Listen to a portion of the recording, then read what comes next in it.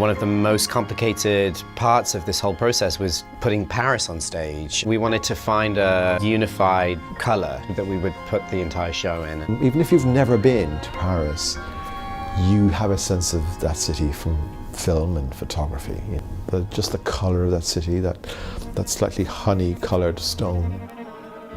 We settled on kind of the chic French grey, which is a very nice colour to sort of mix the brighter colours of the show into, and also a good palette to be able to project upon. We spent a lot of time looking through photographs of Paris from right after the war and during the war. Chris works in a very detailed way, and so he sent out a document that listed a lot of things about what time of day things were happening and where he felt things were happening.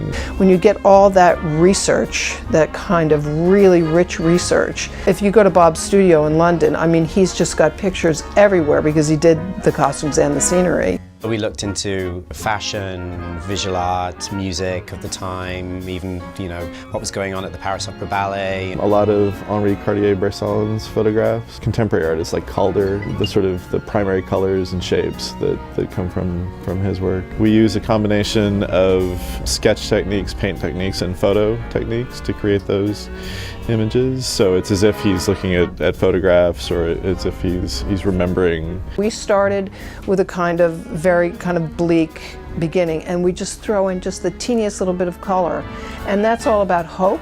The idea that runs through the whole show, light emerging from darkness, sort of color sort of seeping back in. These were just the beginnings of the ballet costumes. These are some sketches I did early on. The ballet costumes evolved, and these were very, very abstract to begin with, based on paintings by Mondrian. But I was very attracted to the fact that the American flag and the French flag have the same colours. But a lot of the time I'm just dressing people in everyday clothes, There are fantasy sequences, but most of the time these are just normal people going about their daily lives, wearing clothes like you and I do. The dance, the ballet element of the show, informed the way the show looks visually, in that everything has to be cleared away and then suddenly assembled very quickly again. And the dancers and the actors do the job a lot of the time that stagehands would be doing.